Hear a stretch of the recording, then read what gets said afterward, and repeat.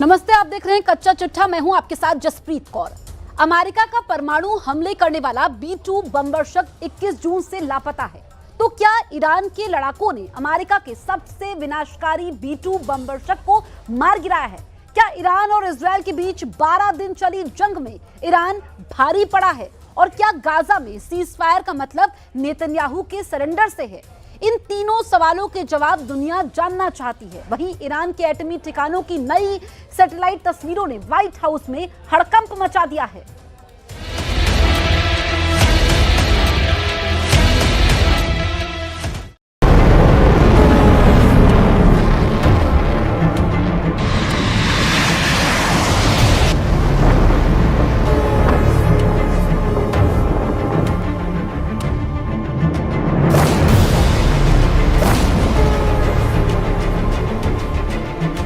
على ما مهاجم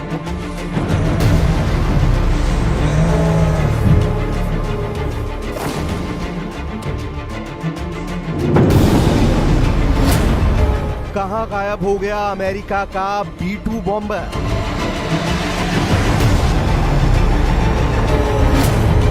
क्या ईरान ने मार गिराया अमेरिका का मारक हथियार? क्या है अमेरिका के सबसे ताकतवर वेपन की मिस्ट्री? 13 जून से 24 जून तक दुनिया ने उस जंग को देखा है जिसमें ईरान, इजराइल और अमेरिका ने अपने बारूदी कारखाने के सबसे ताकतवर हथियारों का इस्तेमाल किया। उन्हीं हथियारों में से एक नाम है उस B-2 बॉम्बर का, जिसका इस्तेमाल ईरान की सबसे खतरनाक न्यूक्लियर स्टोरेज साइट्स पर किया गया। विनाश के इसी विमान से ईरान में तबाही की पटकथा लिखे जाने का दावा किया जा रहा है। लेकिन कहानी सिर्फ अब ये नहीं है। कहानी यह है कि जिस ऑपरेशन मिडनाइट हैमर को ईरान के खिलाफ अंजाम दिया गया, उस ऑपरेशन के बाद से एक B-2 बॉम्बर गायब है। और इसी गायब विमान की पहेली को दुनिया समझना चाहती है। लेकिन इसे समझने के लिए शुरू से उस मिशन की पूरी कहानी समझनी होगी, जिस मिशन की नींव ईरान के खिलाफ इजराइल ने 13 जून को रखी थी। यह मिशन था ऑपरेशन राइजिंग लायन। जब दुनिया के कई हिस्से चैन की सांस ले रहे थे, उस वक्त सेंट्रल एशिया के ईरान में अचानक सायरन गूंजने लगे। इजराइल ने ईरान के खिलाफ एक बहुत बड़े मिशन की शुरुआत की थी। यह मिशन था ईरान के न्यूक्लियर प्रोग्राम के खिलाफ, ईरान के वैज्ञानिकों के खिलाफ और खामनेई के करीबियों के खिलाफ। उस दिन इजराइल ने ईरान पर जोरदार हमले किए, जिसमें ईरान ने अपने कई परमाणु वैज्ञानिकों को खो दिया। हमले में ईरान के कई बड़े कमांडर मारे गए और बड़े पैमाने पर ईरान के मिसाइल बेस को नुकसान पहुंचाया गया। Israel launched Operation Rising Lion, a targeted military operation to roll back the Iranian threat to Israel's very survival. This operation will continue for as many days as it takes to remove this threat. लेकिन ये कहानी यही नहीं रुकी। जवाब में Iran की तरफ से इजराइल के खिलाफ ऑपरेशन ट्रू प्रॉमिस पार्ट 3 की शुरुआत की गई। ईरान की तरफ से इजराइल की राजधानी तेल अवीव समेत कई शहरों पर धुआंधार बमबारी की गई। भले ही इजराइल के डिफेंस सिस्टम ने ज्यादातर हमलों को नाकाम कर दिया, लेकिन ईरान की कई मिसाइलें इजराइल के डिफेंस सिस्टम को चकमा देने में कामयाब रहीं। البته ملت ایران و مسئولان کشور در برابر این جنایت سکوت نخواهند کرد و پاسخ مشروع و قدرتمند جمهوری اسلامی ایران دشمن را از اقدام احمقانه خود پشیمان خواهد کرد. ये सब कुछ 20 जून तक ऐसे ही चलता रहा। पर्दे के पीछे से अमेरिका लगातार इजराइल को सपोर्ट कर रहा था, लेकिन बार बार अमेरिका की तरफ से ये जरूर कहा जा रहा था कि अगर न्यूक्लियर डील के लिए ईरान राजी हो जाता है तो ये उसकी भलाई के लिए होगा, और अगर ईरान ऐसा नहीं करता तो इसका अंजाम ईरान को भुगतना होगा। लेकिन ईरान पर अमेरिका की धमकियों का कोई असर नहीं हुआ। और फिर 21 जून से 22 जून के बीच एक ऐसे सीक्रेट ऑपरेशन को शुरू किया गया, जिस ऑपरेशन को अमेरिका ने नाम दिया मिडनाइट हैमर। इस ऑपरेशन का मकसद था ईरान के सबसे बड़ी न्यूक्लियर साइट्स की तबाही। और इस मिशन के लिए अमेरिका ने चुना अपने सबसे भरोसेमंद हथियारों को, B-2 बॉम्बर और bunker buster bomb. Stealth technology से लैस B-2 बॉम्बर के जरिए इस्फहान, नतांज और फोर्दो न्यूक्लियर साइट को टारगेट किया गया। उन पर बंकर बस्टर बम बरसाए गए। इस दौरान 7 B-2 stealth bombers, 14 GBU-57 MOP बम, 30 से ज्यादा टॉम हॉक क्रूज मिसाइल और 125 विमानों का इस्तेमाल कर ईरान के परमाणु ठिकानों पर सटीक हमले किए गए। अमेरिका ने चतुराई भरी रणनीति और डिकॉय का इस्तेमाल कर ईरान की रक्षा प्रणालियों को चकमा दिया, जिससे ईरान कोई जवाबी कार्रवाई नहीं कर पाया। दावा किया जाता है कि ईरान के परमाणु ठिकानों को तबाह करने के बाद ये 7 B-2 बॉम्बर्स बिना किसी नुकसान के अमेरिका वापस लौट आए। लेकिन यहीं से कहानी में एक नया मोड़ आता है और एक नई कहानी शुरू होती है। कहानी एक B-2 बॉम्बर के गायब होने की। रिपोर्ट्स में दावा किया गया है कि एक B-2 बॉम्बर वापस बेस नहीं लौटा। ये कोई आम विमान नहीं था। B-2 जो रडार की पकड़ को चकमा दे सकता है, जिसकी कीमत $2 बिलियन है और जो अमेरिका की सैन्य ताकत का सबसे सीक्रेट वेपन है। फिर यह सवाल उठा कि वो गया तो गया कहां? क्या ईरान के मिसाइल डिफेंस सिस्टम ने उसे गिरा दिया या अमेरिका खुद इसे सीक्रेट रख रहा है? इस रहस्य से पहले भी इतिहास में कई लापता विमान जुड़े रहे हैं, लेकिन इस बार दांव पर सिर्फ एक विमान नहीं बल्कि पूरी रणनीति है। क्या ट्रंप के नेतृत्व में हुई एक खुफिया कार्रवाई फेल हो गई? अगर नहीं तो सवाल वही कि आखिर इतने दिन बीत जाने के बाद भी वो 7वां B-2 बॉम्बर कहां है? ये सवाल दुनिया इसलिए उठा रही है क्योंकि अमेरिका की तरफ से लगातार इस मिशन के सफलतापूर्वक पूरा होने का दावा किया जा रहा था।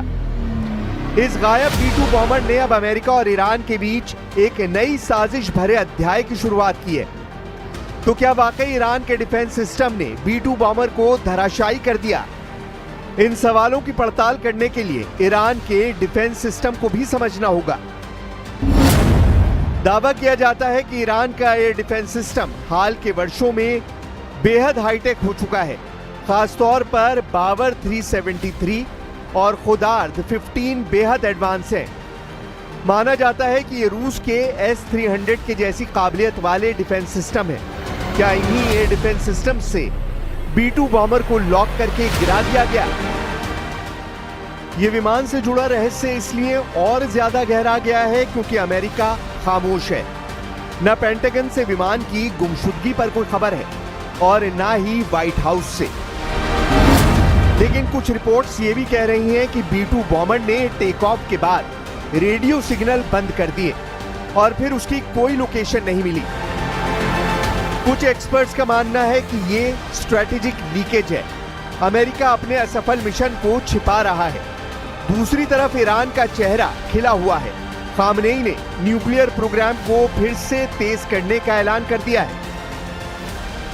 به مراکز هسته‌ای ما حمله کردن که البته این در خور پیگیری جزایی در دادگاه‌های بین‌المللی است به طور مستقل، اما نتوانستن کار مهمی انجام بدن. رئیس جمهور آمریکا در شرح اونچه که واقع شده بود بزرگ نمایی غیر متعارفی کرد. معلوم شد که به این بزرگ نمایی احتیاج داره در صورتی که تعرضی صورت بگیره. هزینه دشمن، هزینه متعرض قطعاً بالایی خواهد بود. من تأکید میکنم که جمهوری اسلامی هرگز در پی تسلیحات هسته‌ای نیست و نیز هرگز از حق ملت خود در استفاده صلح‌آمیز از انرژی هسته‌ای چشم پوشی نخواهد. यानी ईरान इस गुमशुदा बॉम्बर को अपनी जीत के सबूत के रूप में देख रहा है। अगर ईरान ने सच में B-2 बॉम्बर को गिराया है तो ये सिर्फ टेक्निकल जीत नहीं, ये ईरान की साख की जीत है, उसके डिफेंस सिस्टम की ताकत की जीत है। यही वजह है कि अब वॉशिंगटन की चुप्पी और तेहरान की चुनौती इस रहस्य को और गहरा बना रही है। इन सवालों के बीच ही गजा में एक और बड़ा ट्विस्ट आया है। नेतन्याहू जो हमास को मिटाने की बात कर रहे थे, अब 60 दिन के सीज फायर पर राजी हो गए हैं। खुद अमेरिका के राष्ट्रपति डोनाल्ड ट्रंप ने अपने सोशल मीडिया हैंडल पर सीज फायर का जिक्र किया। मेरे प्रतिनिधियों ने आज गजा पर इजरायलियों के साथ एक लंबी और प्रोडक्टिव बैठक की। इजराइल ने 60 दिन के युद्ध विराम को अंतिम रूप देने के लिए जरूरी शर्तों पर सहमति जाहिर की है। इन 60 दिनों के दौरान हम इजराइल हमास युद्ध को खत्म करने के लिए सभी पक्षों के साथ काम करेंगे। मुझे उम्मीद है कि मिडिल ईस्ट यानी मध्य पूर्व की भलाई के लिए हमास इस डील को स्वीकार करेगा, क्योंकि इससे बेहतर स्थिति नहीं होगी। ये सीज फायर कब हुआ? ठीक उसी वक्त जब ईरान को लेकर अमेरिका के मिशन पर सवाल उठने लगे। यही नहीं, खामनेई की प्रॉक्सी वॉर रणनीति, हूती, हिजबुल्लाह और हमास तीनों ने मिलकर इजराइल को कई मोर्चों पर थका दिया। और जब नेतन्याहू ने सीज फायर कहा है तो तेहरान जश्न में है। खामनेई ने एक तरह से मान लिया है कि गजा में ईरान की जीत हुई है। अमेरिका ने इस बीच सीरिया पर से प्रतिबंध भी हटा दिए, शायद क्षेत्र में तनाव को कम करने के लिए।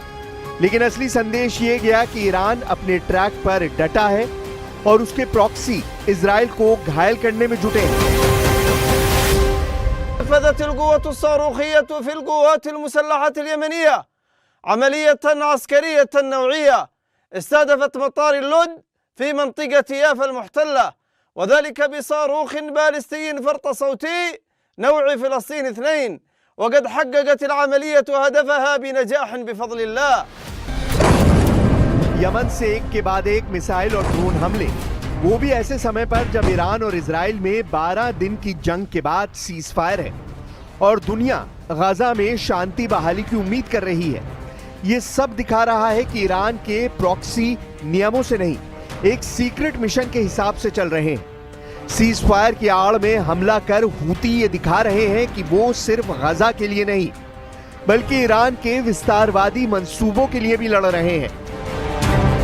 ونفذ سلاح الجو المسير في القوات المسلحة اليمنية 3 عمليات عسكرية استهدفت 3 أهداف حساسة تابعة للعدو الإسرائيلي في مناطق يافا وعسقلان وأم الرشراش في فلسطين المحتلة، وذلك ب3 طائرات مسيرة। ईरान के प्रॉक्सी के लगातार बढ़ते ये हमले इजराइल की चिंता की वजह बन गए हैं। यही वजह है कि इजराइल भी ईरान पर आरोप लगा रहा है कि उसके बनाए संगठन उसके हाथ से निकलते जा रहे हैं। उन्होंने लेबनान, इराक और यमन में उन प्रॉक्सी ताकतों को खड़ा किया, लेकिन उन पर उनका पूरा नियंत्रण नहीं है। और जब हमने ईरान की ज्यादातर क्षमताओं को खत्म कर दिया, तब भी हमने देखा कि हिजबुल्लाह इजराइल के खिलाफ युद्ध में शामिल हुआ हो। और जब हमने ईरान की ज्यादातर क्षमताओं को खत्म कर दिया, तब भी हमने नहीं देखा कि हिजबुल्लाह इजराइल के खिलाफ युद्ध में शामिल हुआ हो। यानी अब तस्वीर धीरे धीरे साफ होने लगी है। एक तरफ ट्रंप है जो गजा में 60 दिन के युद्ध विराम का ऐलान कर रहे हैं, और दूसरी तरफ खामनेई है जो इसे ईरान की बड़ी जीत के तौर पर पेश कर रहे हैं। लेकिन इन सब के बीच जो बात सबसे ज्यादा सवाल खड़े कर रही है वो है अमेरिका का गायब हुआ B-2 बॉम्बर, क्योंकि ये कोई मामूली घटना नहीं है। जब अमेरिका जैसे देश के सबसे गोपनीय और भरोसेमंद हथियार का कोई अता पता न हो और व्हाइट हाउस तक खामोश हो, तो ये सिर्फ युद्ध की कहानी नहीं रहती, ये एक बड़ी साजिश बन जाती है। क्या ईरान को लेकर ट्रंप और इजराइल की तरफ से जो तस्वीर दिखाई जाती रही है, उस तस्वीर का रंग अलग है? क्या ईरान ने अपनी मिसाइल शील्ड से उस बॉम्बर को गिरा दिया, या अमेरिका खुद उसे छिपा रहा है ताकि एक बड़ी रणनीति की नाकामी सामने ना आ सके? जो भी हो, ये राज अभी परतों के नीचे दबा है, लेकिन कब तक, यही सवाल अब बाकी है।